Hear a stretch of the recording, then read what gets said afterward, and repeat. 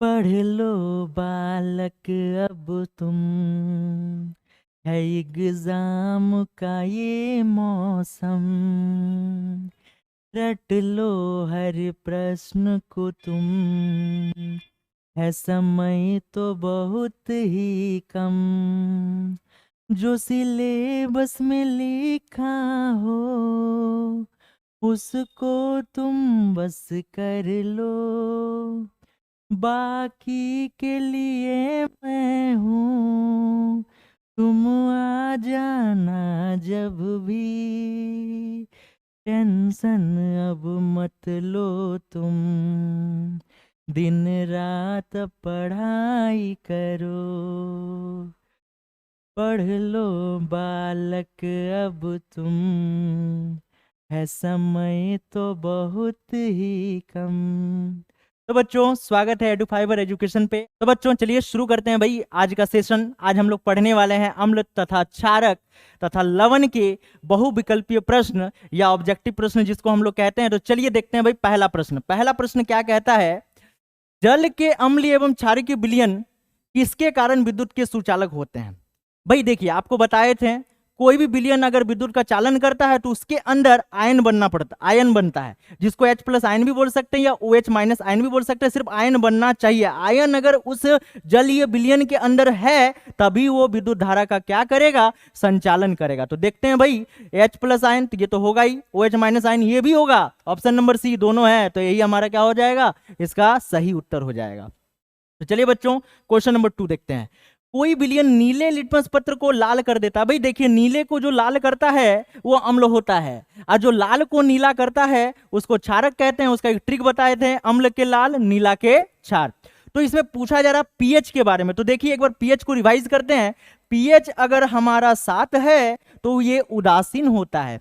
PH का मान अगर 7 से ज्यादा है तो इसको क्षारक कहते हैं और पीएच का मान अगर 7 से कम है मतलब ये ऑप्शन तो इसको बोलते हैं हम लोग अम्ल कहते हैं। तो बच्चों इसमें से अम्ल का मान क्या हो सकता है, 10 तो होगा नहीं क्योंकि ये क्षारक हो जा रहा है, 8 भी क्षारक हो जा रहा है, 7 तो उदासीन हो जाएगा। ऑप्शन नंबर ए हमारा क्या हो जाएगा बच्चों, इसका सही उत्तर।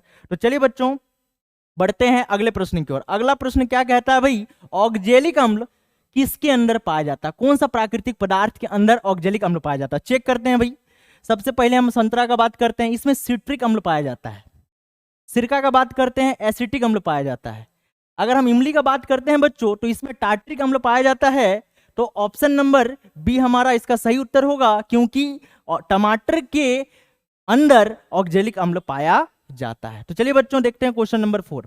Plaster of Paris. देखिए एक बच्चा का प्लास्टर चढ़ा हुआ है, कल राती 2 तल्ला से कूद दिया था, कूदा ऐसा बेचारा का एगो पैर क्रैक हो गया जिसके कारण इस पे क्या चढ़ा, प्लास्टर चढ़ा। तो इसका पूछा जा रहा फॉर्मूला क्या होगा।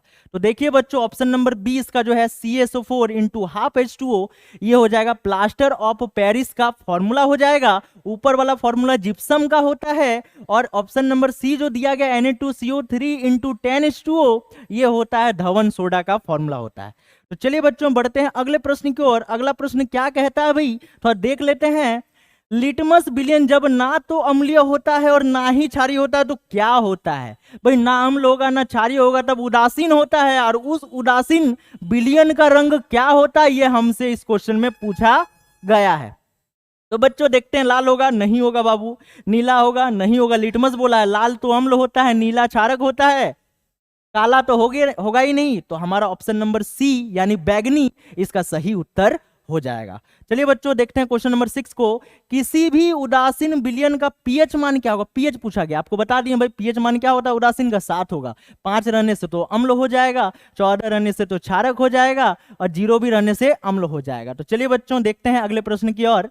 अगला प्रश्न क्या कहता है भाई, हमारा जो शरीर है उसके अंदर जो पीएच परास है वो कितना होता है। ये इस प्रश्न में पूछा गया, कितना पीएच परास के भीतर हमारा शरीर कार्य करता है ये हमसे पूछा गया है। तो इसका सही उत्तर हो जाएगा बच्चों 7 से 7.8 यानी ऑप्शन नंबर बी इसका क्या हो जाएगा, सही उत्तर हो जाएगा। चलिए बच्चों देखते हैं क्वेश्चन नंबर 8। बेकिंग पाउडर का अनुसूत्र क्या है। सबसे पहले आपको जानना पड़ेगा बेकिंग पाउडर क्या होता है। देखिए बेकिंग पाउडर के अंदर अगर पूछा जाए बच्चों क्या होता है तो आपको क्या जवाब देना है, टार्ट्रिक एसिड और बेकिंग सोडा। बेकिंग सोडा और टार्ट्रिक एसिड को जब आपस में मिला दिया जाता है तो एक पाउडर बन जाता है। उस पाउडर को हम लोग क्या कहते हैं बच्चों? बेकिंग पाउडर कहते हैं। इसका फॉर्मूला होता है NaHCO3, सोडियम हाइड्रोजन कार्बोनेट या सोडियम बाइकार्बोनेट के नाम से इसे जाना जाता है। तो देखते हैं बच्चों अगले प्रश्न को। अगला प्रश्न क्या कहता है भाई?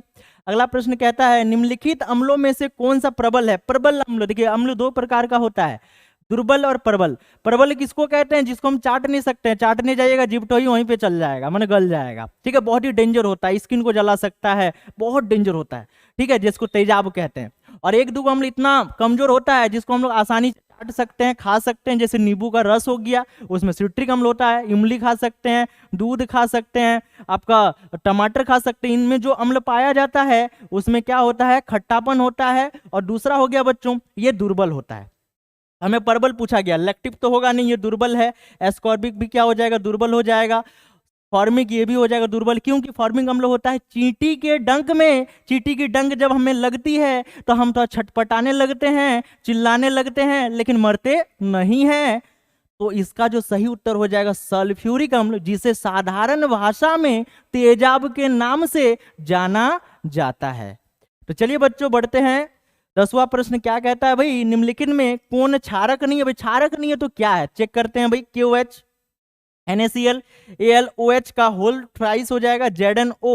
इसमें से क्षारक नहीं है। देखिए OH है यानी क्षारक हो गया, OH इसमें भी क्षारक। भाई NaCl का देखिए ना, नाम क्या, इसे नमक कहते हैं कि नहीं साधारण भाषा में? तो ये हो जाएगा लवण, यानी ये क्षारक नहीं है। तो चलिए बढ़ते हैं अगले प्रश्न की ओर बच्चों। अगला प्रश्न क्या कहता है भाई? कुछ ऐसे पदार्थ होते हैं जिनकी गंध अम्लीय या क्षारकीय माध्यम में बदल जाती है, तो उसे कौन सा सूचक कहेंगे? भाई गंध से पता लग रहा है ना उस क्या है, अम्ल है कि क्षारक, तो उसको बोलेंगे गंधीय सूचक, यानी ऑप्शन नंबर बी हमारा क्या हो जाएगा बच्चों? इस प्रश्न का सही उत्तर हो जाएगा। अगला प्रश्न क्या कहता है भाई? सभी धातु कार्बोनेट एवं हाइड्रोजन कार्बोनेट अम्ल के साथ अभिक्रिया करके क्या देते हैं? तो देखिए बच्चों, अगर हम सोडियम कार्बोनेट का बात करते हैं Na2CO3 और कोई अम्ल को ले आते हैं HCl, तो हमें अभिक्रिया करके क्या देगी? NaCl तो देगी, यहाँ 2 लगा देते हैं, 2NaCl plus CO2 plus H2O। क्या क्या दे रहा है बच्चों? इसको बोलते हैं लवण। ये हो गया कार्बन डाइऑक्साइड और ये हो गया जल। यानी जब कोई कार्बोनेट हो या कार्बोनेट हो या बाइकार्बोनेट हो, जब वो अम्ल के साथ अभिक्रिया करती है तो हमें बाय प्रोडक्ट क्या मिलता है? लवण मिलता है, कार्बन डाइऑक्साइड मिलता है और जल मिलता है। इसमें से पूछा जा रहा है क्या क्या ऑप्शन में दिया हुआ है। चलिए इसको घिसकाते हैं भाई। इसमें दिया हुआ, इसको इस साइड ले आते हैं। संगत लवण तो बनेगा, कार्बन डाइऑक्साइड ये भी बनेगा, जल भी बनेगा, तीनों बना है, यानी ऑप्शन नंबर डी हमारा क्या हो जाएगा बच्चों? इस प्रश्न का सही उत्तर हो जाएगा।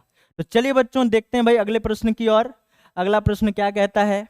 अगला प्रश्न कह रहा है कि सभी अम्लों में पाया जाता, क्या पाया जाता? अम्ल है तो वो उसमें हाइड्रोजन पाया जाएगा, बिना हाइड्रोजन का अम्ल का सवाल ही पैदा नहीं होता है। इसीलिए इस प्रश्न का जो सही उत्तर होगा वो क्या हो जाएगा बच्चों? हाइड्रोजन हो जाएगा। तो चलिए देखते हैं भाई अगला प्रश्न क्या कहता है? जल में घुलनशील क्षारक के बारे में क्या कहा जाता है? जो जल में घुलनशील है, जो जल में घुल चुका है, उसको हम क्षारक नहीं कहेंगे, उसको क्या बोलेंगे? क्षार बोलेंगे। जो क्षारक जल में घुल जाता है, को घुला लेता है, तो उसको हम लोग क्या बोलेंगे बच्चों? क्षार बोलेंगे। ये ऑप्शन नंबर ए, इन्हें बोलेंगे क्षार। दूसरा स्वाद कड़वा होता है, ये भी होता है क्षारक के अंदर। ऑप्शन नंबर सी, प्रकृति संक्षारक होती है, एकदम है संक्षारक ही है। तो ऑप्शन नंबर डी हमारा इस प्रश्न का सही उत्तर हो जाएगा, क्योंकि ये तीनों गुण उसके अंदर होता है। तो चलिए बच्चों देखते हैं अगले प्रश्न को। अगला प्रश्न क्या कहता है भाई? अम्ल और भस्म। अरे बेटा, अम्ल और भस्म, भस्म क्या है? क्षारक गायब। अब आप देखिए, आपका दिमाग तो यहाँ ठनक जाएगा। तो ठनकना नहीं है बच्चों यहाँ पे, क्योंकि ये जो भस्म है, भस्म को ही साधारण भाषा में या साइंस की भाषा में क्षारक के नाम से जाना जाता है। भस्म हो गया साधारण भाषा में, ये भी आपको याद करके रखना है। क्षारक का दूसरा नाम क्या हो जाएगा हिंदी में? भस्म बोलेंगे। तो देखिए इसमें से क्या होगा भाई, अम्ल और भस्म। अम्ल और क्षारक एक दूसरे से अभिक्रिया करते हैं तो लवण का निर्माण करते हैं और जल का निर्माण करते हैं। तो देखते हैं भाई, लवण है ऑप्शन में, ऑप्शन नंबर बी इसका क्या हो जाएगा, सही उत्तर हो जाएगा। तो चलिए बच्चों बढ़ते हैं अगले प्रश्न की ओर। एक्वा रेजिया मिश्रण में HCl और HNO3 का क्या अनुपात होता है, इसमें 3 होता है। तो पूछा जा रहा है एक्वा रेजिया, जिसे हिंदी में कहते हैं अम्लराज, किस नाम से जाना जाता है बच्चों, अम्लराज। भाई इसमें अम्ल तो है लेकिन राज में है, इसके बारे में थोड़ा बता देते हैं। अम्लराज एक ऐसा पदार्थ है जो सोना और प्लेटिनम को भी पिघला सकता है, खराब कर सकता है, गला सकता है, इतना पावरफुल होता है, तेजाब से भी पावरफुल है। तो इसका जो अनुपात होता है बच्चों वो होता है 3:1। HCl होता है 3 भाग और HNO3 होता है 1 भाग। ये आपको याद करके रखना है। देखिए ऑप्शन उलझा दिया है, 3:1, 1:3। HCl होगा 3 भाग और HNO3 होगा 1 भाग। चलिए बच्चों अब देखते हैं अगला प्रश्न। बेकिंग सोडा का रासायनिक सूत्र क्या है। बेकिंग सोडा इसका अलग अलग नामों से इसको जाना जाता है। इसको खाने वाला सोडा भी बोलते हैं, इसको पाक सोडा के नाम से भी जाना जाता है। आपको ध्यान देना है बच्चों, बेकिंग सोडा का नाम क्या क्या हो सकता है भाई, मीठा सोडा भी हो सकता है, खाने वाला सोडा भी हो सकता है और पाक सोडा भी हो सकता है। पाक सोडा का मतलब पाकिस्तान का सोडा नहीं, पाक सोडा का अर्थ होता है बच्चों पकाने वाला सोडा। इसका जो ऑप्शन होगा, ऑप्शन नंबर ए होगा, सोडियम हाइड्रोजन कार्बोनेट या सोडियम बाइकार्बोनेट, इसको साइंस में हम लोग यूज करते हैं। तो चलिए बच्चों बढ़ते हैं अगले प्रश्न की ओर। अगला प्रश्न क्या कहता है भाई, दही में किस प्रकार का अम्ल पाया जाता है। चलिए दही के बारे में बता देते हैं भाई। फॉर्मिक तो होगा नहीं, साइट्रिक तो होगा नहीं, तो होगा क्या, लैक्टिक अम्ल। लैक्टिक अम्ल दही में पाया जाता है। कोई विलयन नीले लिटमस पत्र को लाल कर देता। फिर लाल वाला सवाल आ गया, मतलब 7 से कम। 7 से कम है 11 नहीं है, 10 है नहीं है, 5 है। तो ऑप्शन नंबर सी हमारा क्या हो जाएगा, इस प्रश्न का सही उत्तर हो जाएगा। 20वां नंबर क्वेश्चन क्या कहता है भाई, उदासीनीकरण अभिक्रिया में अम्ल और क्षारक मिलकर किसका निर्माण करते हैं। देखिए उदासीनीकरण अभिक्रिया किसको कहते हैं, जिसमें अम्ल और क्षारक एक दूसरे से मिलकर क्या उत्पाद बनाते हैं भाई, लवण और जल का निर्माण करते हैं। इसे उदासीनीकरण अभिक्रिया के नाम से जाना जाता है। तो देखते हैं भाई, लवण दिया हुआ है, यही हमारा क्या हो जाएगा, सही उत्तर हो जाएगा इस प्रश्न का। तो चलिए बच्चों बढ़ते हैं अगले प्रश्न की ओर। अगला प्रश्न क्या कहता है भाई, हल्दी टर्मरिक, हल्दी लिटमस पत्र आदि, हल्दी लिटमस पत्र आदि किस प्रकार का सूचक है भाई। मानव ने बनाया हल्दी को, नहीं बनाया, ये तो होगा ही नहीं। प्राकृतिक ने बनाया, प्राकृतिक ने बनाया भाई। तो इसका ऑप्शन क्या हो जाएगा बच्चों, ऑप्शन नंबर बी। ठीक है, हल्दी लिटमस पत्र किस प्रकार का सूचक है, प्राकृतिक सूचक है। मानव ने इसका निर्माण नहीं किया। मानव ने किन सूचकों का निर्माण किया है, मैथिल ऑरेंज हो जाएगा और फिनोल्फथैलिन हो जाएगा। ये संश्लेषित सूचक के नाम से भी इन्हें जाना जाता है। अगला प्रश्न क्या कहता है भाई, अपच का उपचार करने के लिए निम्न में से किस औषधि का उपयोग किया जाता है। अपच जब पेट खराब हो जाता है तो उसके लिए कौन सा औषधि लेते हैं भाई, हाइड्रोक्लोरिक अम्ल लेंगे, HCl बड़ी खतरनाक है, पेटे गला देगा। सल्फ्यूरिक, इससे तो पता ही नहीं चलेगा भाई पेट है कि नहीं, ये तो और खतरनाक होता है। एंटासिड यहाँ पे दिया ना, एंटासिड। ये एंटासिड क्या करता है, हमारे अंदर का जो अम्लीय माध्यम है उसको ये परिवर्तित कर देता है क्षारकीय माध्यम में, और इससे उदासीन हो जाता है माध्यम, और हमारा पेट क्या होता है बच्चों, सही हो जाता है, ठीक हो जाता है, आगे से दुरुस्त हो जाता है। चलिए बच्चों अगला प्रश्न देखते हैं भाई, संश्लेषित सूचक किसे कहेंगे जो मानव ने बनाया है। तो एथेनॉल मानव ने बनाया सूचक, Mithil orange, ethyl orange, Maithil orange. देखिए नाम सब इतना कंफ्यूजन भरा हुआ है, लेकिन ऑप्शन नंबर डी आपको सीधे मारना है, मैथिल ऑरेंज होता है। ना एथेनॉल, ना मीथेन, ना एथिल ऑरेंज, आपको मारना है मैथिल ऑरेंज। ठीक है, या मिथाइल ऑरेंज के नाम से भी हम लोग इसको जानते हैं बच्चों। तो चलिए देखते हैं भाई अगले प्रश्न को। अगला प्रश्न क्या कहता है, धातुओं पर अम्ल के प्रभाव से कौन सी गैस निकली। जब कोई धातु को किसी अम्ल में डाला जाता है तो अम्ल हमें क्या देता है, H आयन देता है, यहाँ पे हाइड्रोजन गैस देगा। H निकलेगा मतलब हाइड्रोजन गैस। तो इसमें से कहां मारेंगे भाई, ऑप्शन कौन सा है hydrogen gas, option number B है हाइड्रोजन गैस। इस प्रश्न का सही उत्तर यही है। अगले प्रश्न को देखते हैं भाई, 25 नंबर क्वेश्चन, चूना जल में CO2 प्रवाहित करने पर कौन सा पदार्थ बनता है। तो चेक करते हैं भाई, CH2CO3 तथा लाल रंग CuSO4 CaCO3 तथा श्वेत रंग। देखिए चूना तो सफेद कलर का होता है, तो ऑप्शन नंबर सी हमारा हो जाएगा। कैल्शियम कार्बोनेट बनता है और व्हाइट रंग का रहता है। चूना पत्थर खड़िया एवं संगमरमर किसका विविध रूप है? तो सोडियम कार्बोनेट का विविध रूप है। सोडियम कार्बोनेट कहीं दिया है आपका, सॉरी बच्चों, कैल्शियम कार्बोनेट का विविध रूप है। कैल्शियम कार्बोनेट क्या हो जाएगा? CaCO3। तो ये हो जाएगा कैल्शियम कार्बोनेट।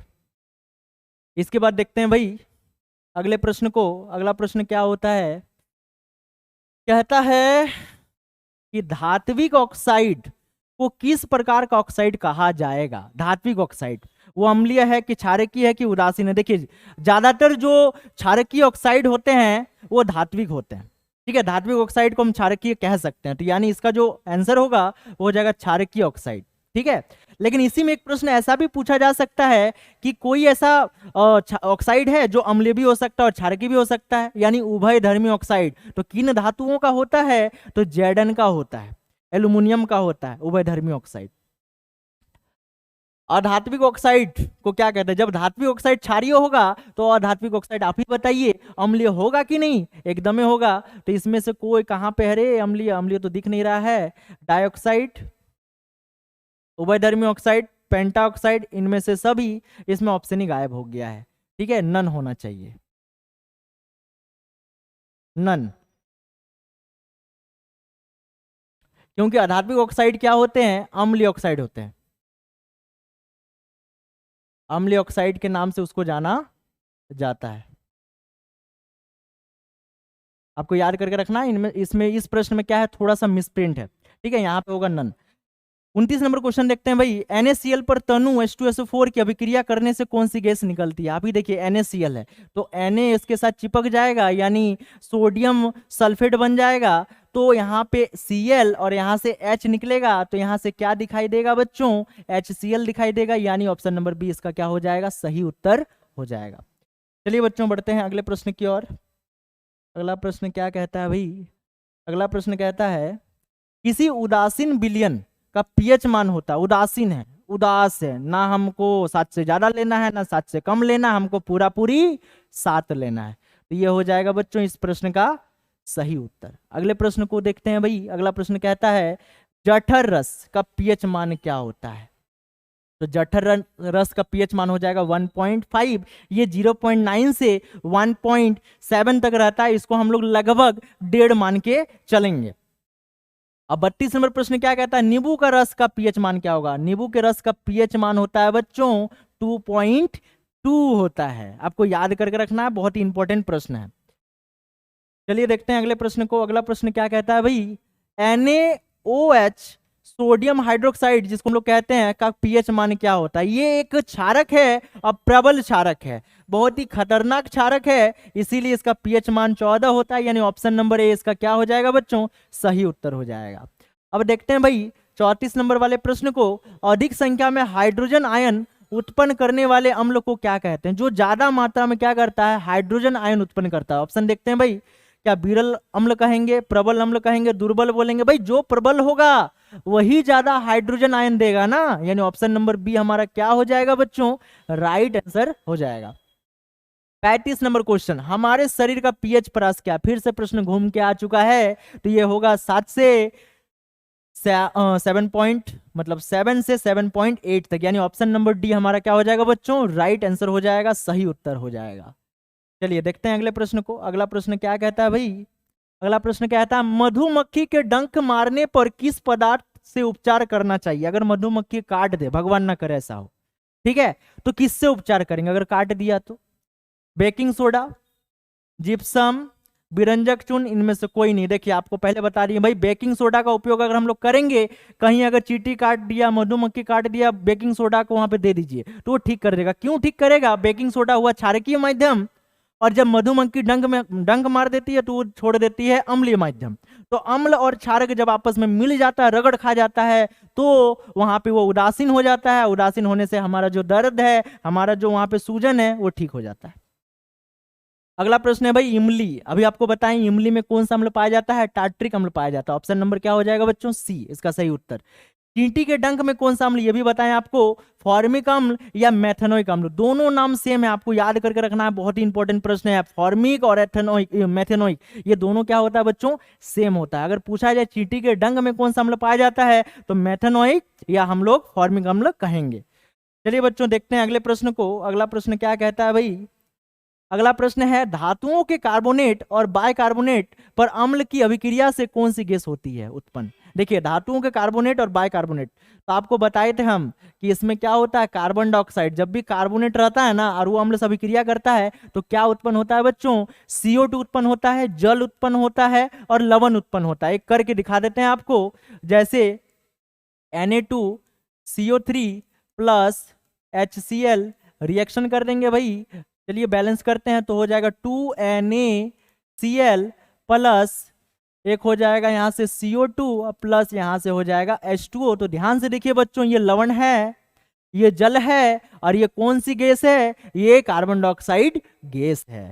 तो यानी इसका जो सही उत्तर है कार्बन डाइऑक्साइड है। अगले प्रश्न को देखते हैं बच्चों, सार्वत्रिक सूचक शुद्ध जल में कौन सा रंग छोड़ता है। जो यूनिवर्सल इंडिकेटर होता है वो जल के साथ कौन सा रंग प्रदर्शित करता है। तो बच्चों देखिए, नीला तो दिखाएगा क्षारक के साथ और लाल दिखाएगा अम्ल के साथ, बीच में कलर बच जाता है हरा, और यही इसका क्या हो जाएगा बच्चों, सही उत्तर हो जाएगा। यानी ऑप्शन नंबर बी हमारा क्या हो जाएगा, इसका सही उत्तर। 41 नंबर क्वेश्चन देखते हैं भाई, तांबे के बर्तन में खट्टे पदार्थ क्यों नहीं रखने चाहिए। तांबा एक होता है धातु, और धातु के साथ जब हम लोग कोई अम्ल को रखते हैं तो अम्ल उसके साथ क्या करता है, अभिक्रिया करता है और हाइड्रोजन गैस का निर्माण करता है, तथा उस पदार्थ को विषैला बना देता है, यानी दूषित कर देता है, खराब कर देता है। इसीलिए हमें इसके अंदर कोई खट्टे पदार्थ नहीं रखने चाहिए। तो हमारा जो ऑप्शन होगा बच्चों, तांबा खाद्य पदार्थों को दूषित कर देता है। खट्टे पदार्थ में अम्ल होते हैं जो तांबे से अभिक्रिया करके पदार्थ को दूषित कर देते हैं। ये हमारा क्या हो जाएगा बच्चों, सही उत्तर हो जाएगा। तांबा जीवाणु को नष्ट करता है, इसको काट देंगे, इनमें से कोई नहीं है। ठीक है, तो हमारा ऑप्शन क्या होगा, इसका ऑप्शन नंबर बी इसका सही उत्तर हो जाएगा बच्चों। चलिए देखते हैं भाई अगले प्रश्न को। अगला प्रश्न क्या कहता है, अगला प्रश्न है, सोडियम हाइड्रोक्साइड के विलयन के साथ जिंक को मिलाकर गर्म करने पर कौन सी गैस निकलती है। देखिए सोडियम हाइड्रोक्साइड है और उसके साथ हम जिंक को मिलाकर गर्म करते हैं तो hydrogen gas, nitrogen gas, oxygen gas, bromine gas. तो इसका सही उत्तर हो जाएगा बच्चों हाइड्रोजन गैस, क्योंकि क्षारक है। ये क्या है, एक क्षारक है, और जब धातु के साथ अभिक्रिया करेगा, कोई भी धातु जब क्षारक के साथ अभिक्रिया करती है तब भी हाइड्रोजन गैस का निर्माण होता है। अगला प्रश्न क्या कहता है भाई, सार्वत्रिक सूचक शुद्ध जल में कौन सा रंग दिखाता है। भाई वही प्रश्न घूम के आ गया, ये हो जाएगा हमारा हरा रंग हो जाएगा। निम्न में से कौन सा कथन सही है। धातु के ऑक्साइड अम्लीय होते हैं, भाई गलत है, सही नहीं है, क्योंकि धातु के ऑक्साइड क्या होते हैं, क्षारकीय होते हैं। अधातु के ऑक्साइड क्षारीय होते हैं, गलत जवाब। अधातु के जो ऑक्साइड होते हैं वो अम्लीय माध्यम के होते हैं। धातु के ऑक्साइड भास्मिक होते हैं। देखिए जो भस्मीय दिया है ना, इसी को क्षारीय कहते हैं, यानी ऑप्शन नंबर सी इसका सही उत्तर हो जाएगा। धातु और अधातु के ऑक्साइड अम्लीय होते हैं, भाई ये तो गलत ही है। तो बच्चों इस तरह से हम इस प्रश्न को आज सॉल्व किए। आपको देख लेना है, आपको मिला लेना है, आपको लिख लेना है, आपको सही से सोच समझकर 2 बार, 3 बार, 4 बार, 5 बार, जितना बार हो सके उतने बार आपको इसका प्रैक्टिस करना है, क्योंकि इस तरह के प्रश्न हर साल एग्जाम में पूछे जाते हैं। तो आज का सेशन यहीं पर समाप्त करते हैं, मिलते हैं नेक्स्ट वीडियो में। तब तक के लिए जय हिंद, वंदे मातरम।